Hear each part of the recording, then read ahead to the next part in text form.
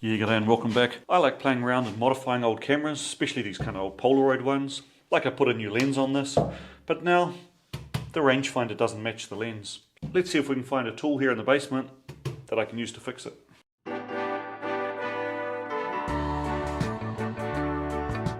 It's been about a year and a half since I converted this Polaroid 100 land camera into this Insta-Frankenroid.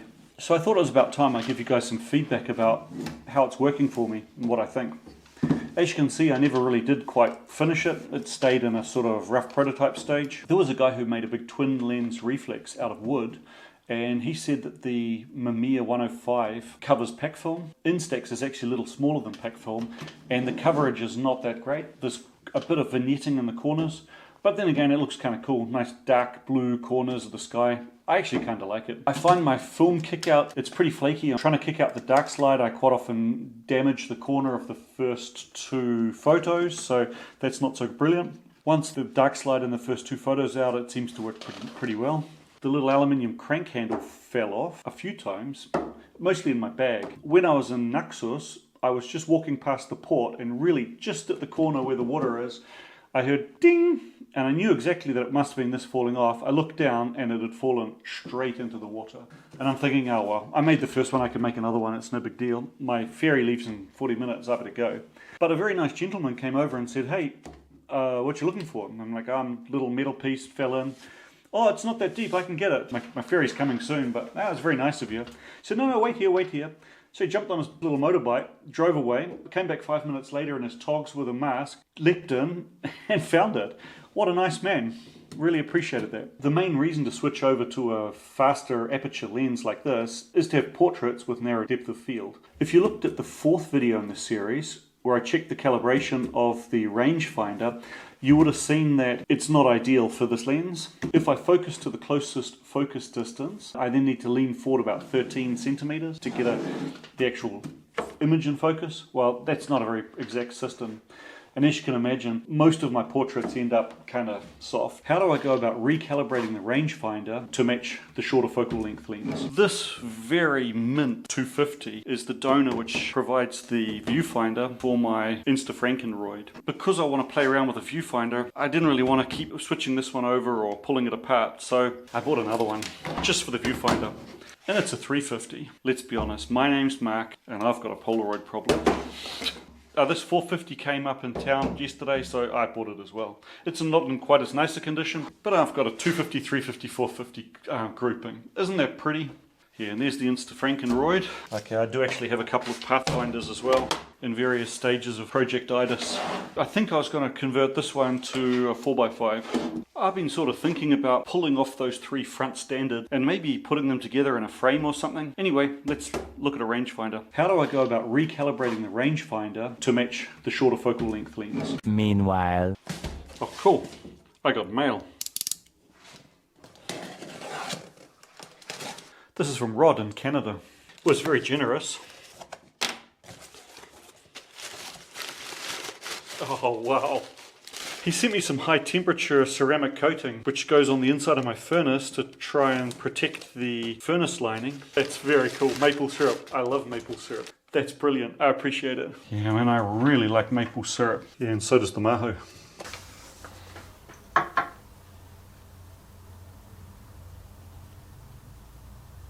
Later.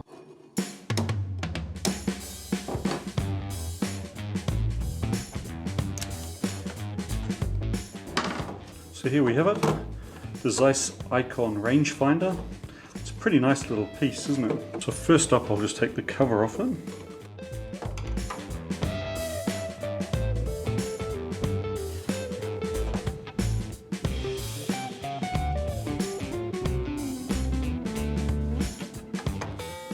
Now that is a beautifully manufactured part. Deep drawn, maybe it's brass or something underneath and it's just been chromed, but it's beautifully made. Pretty expensive tooling went into making that, that's for sure.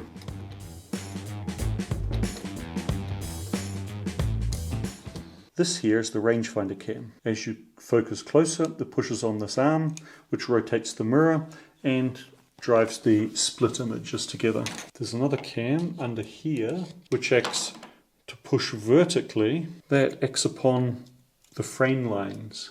So as you focus closer, the frame lines move down.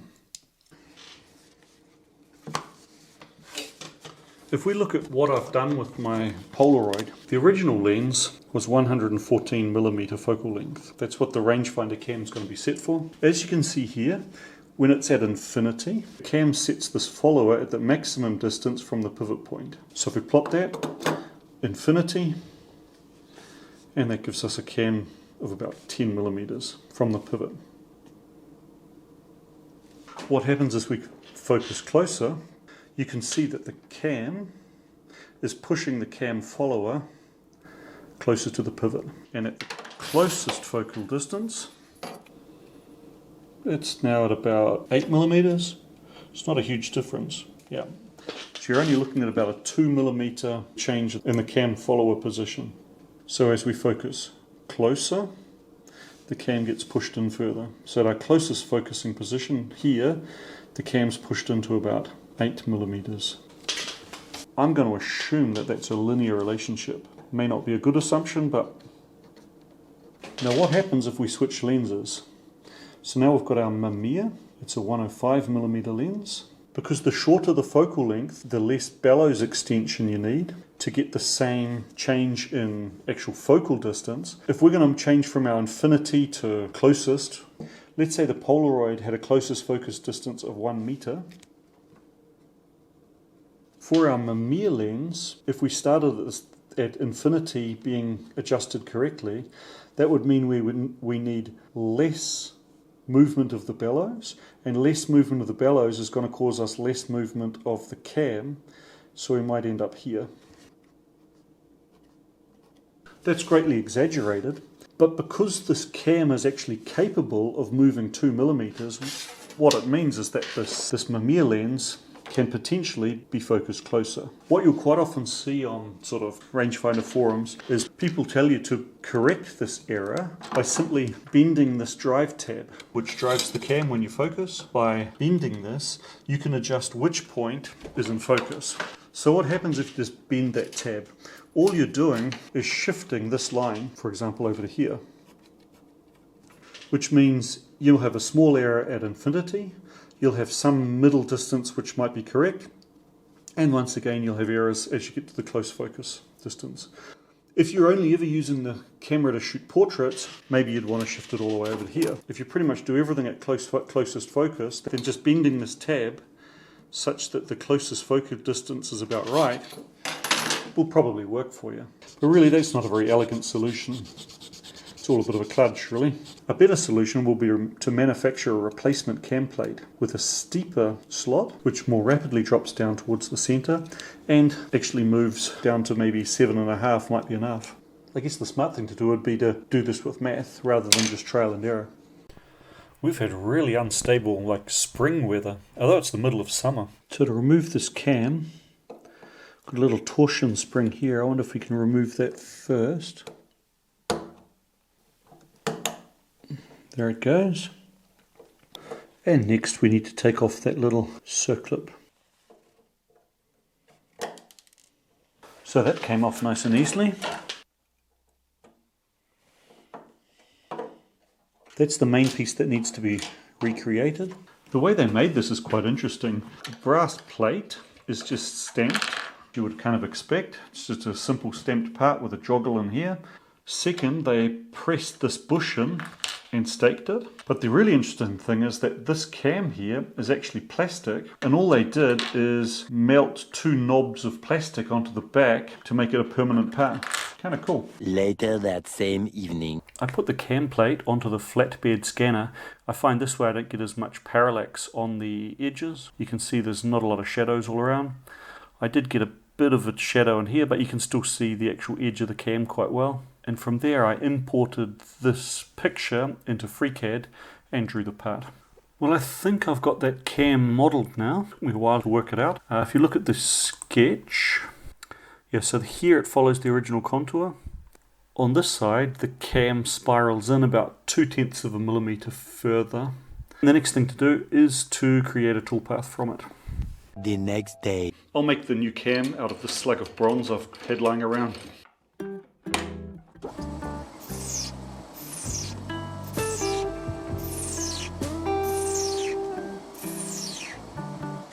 I think I'll just take the whole chuck off and use that as a fixture.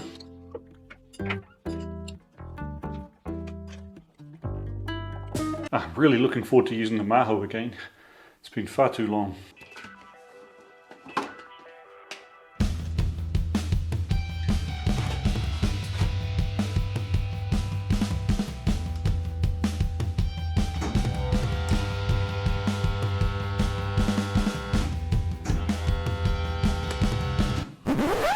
I was really hoping to get the cam machined this week, but I've got a problem that I can't latch the machine on because I've got an external e-stop. It's not the main physical e-stop, which is a hardwired chain through this button, through each of the axes, end stops, through the pendant stop. If that chain's broken, you don't get anything. It's not oil level because I've got plenty of oil. You know, when anyone contacts me to ask about converting a machine like this, I always tell them how important a set of wiring diagrams is, and also how important it is to actually draw up your changes. I've had to drag the mill forward into the middle of the room, and that gives me access to the back of the machine's control cabinet to be able to troubleshoot it. Several days later. I've again been extremely busy with my daughter's kitchen remodeling.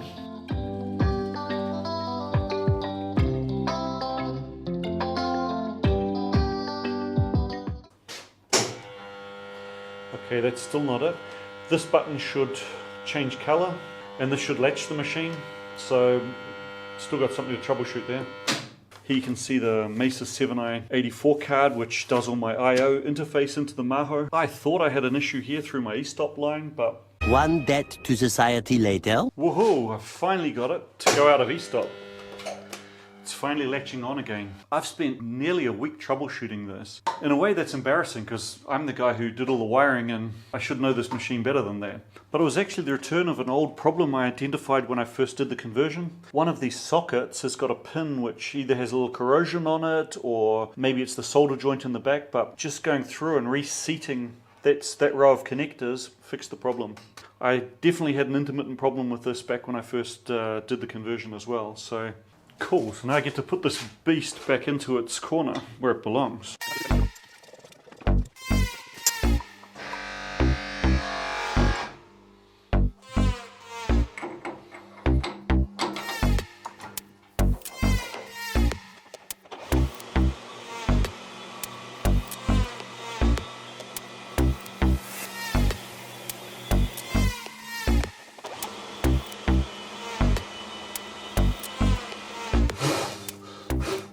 No point continuing with that. I've set my stock offset wrong. I thought my 0 was supposed to be the center of the pivot, but I think it's actually supposed to be the center of the stock. Check my toolpath and reset that. Eventually. I've now reset it with the 0 in the middle of this piece of stock, so let's get going.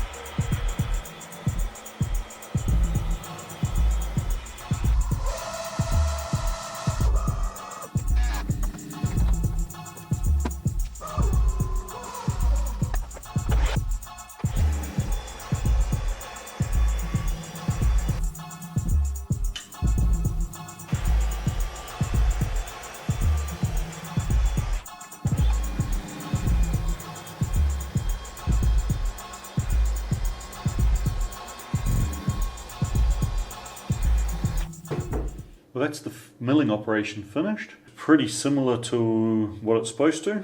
I didn't bother to machine that sort of joggle feature there. I think that's more part of the stamping process. It's not actually necessary as a feature. Keep it stronger with it a bit thicker. Yeah, now it's time to part it off.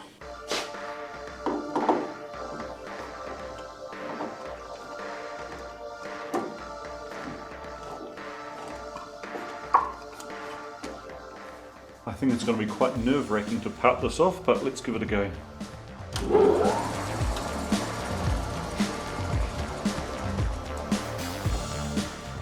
Not too fast. Back gear.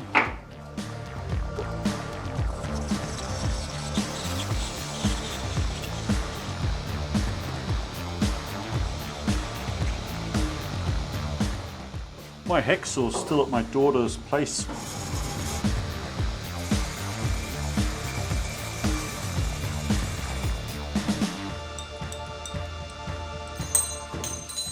Next up, I'll make a super glue fixture, hold it in the lathe and just turn off the back. That should do it.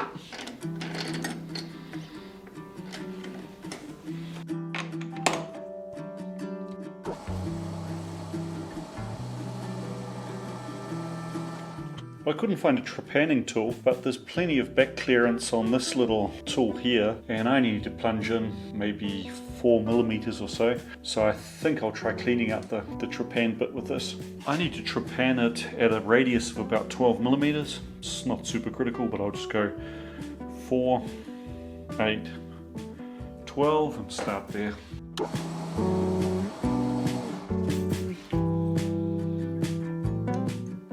Whoops, that was wrong. That needs to go out on a 12mm radius, and I set it to a 12mm diameter. It's going to be another 1, 2, 3 turns of the handle to bring it up to a 12 diameter radius.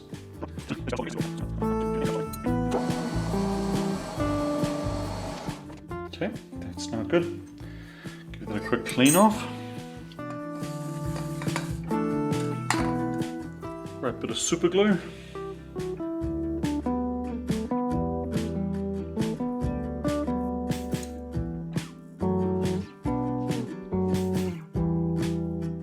Probably get some of that activator stuff, but I'll just let that sit for a bit. Alright, let's see if this works.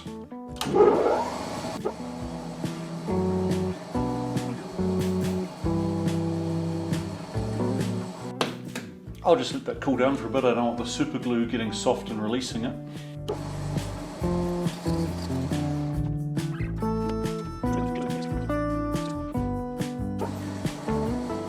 Okay, so that must be about 2mm. Now I need to just shave most of it down 1 more millimeter.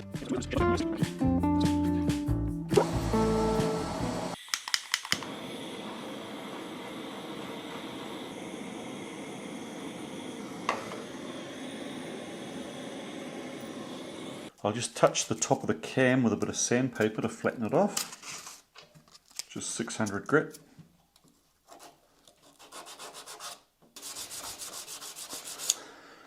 And give it all a wee bit of deburring.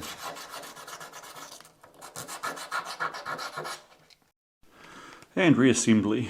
Well, it looks like my hole might be a little bit loose.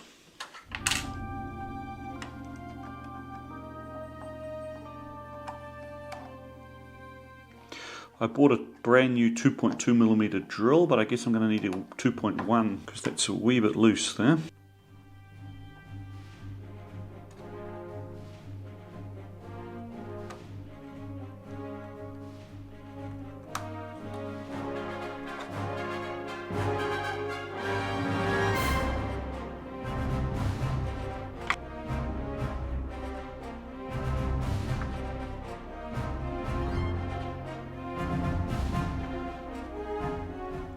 Oh, that's nice. The circlip has taken up that slop.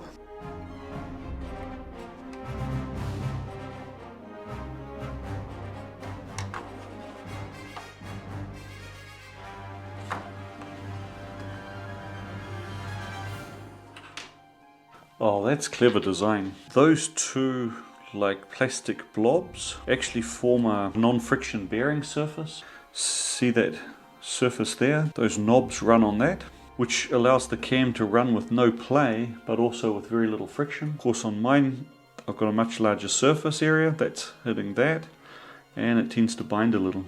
I'll put a little grease on it, see if that improves things.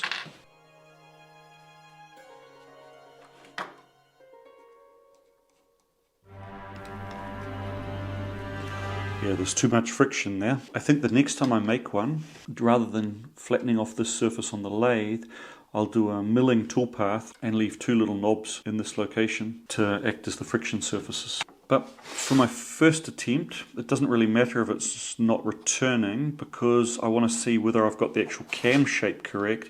I need to check whether the lens focus and the rangefinder point agree, so I'll put it together and try it out. Here's the setup to test it. Camera is focused on George, and there's a tape measure so I can read off what sort of error I've got.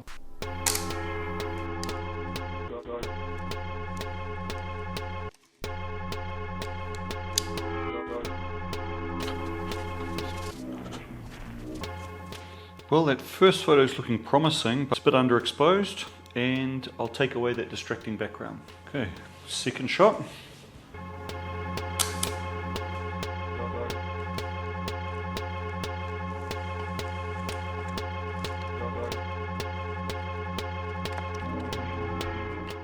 Well, I need to scan this to see what the critical focus is like, but it looks pretty close, definitely better than before.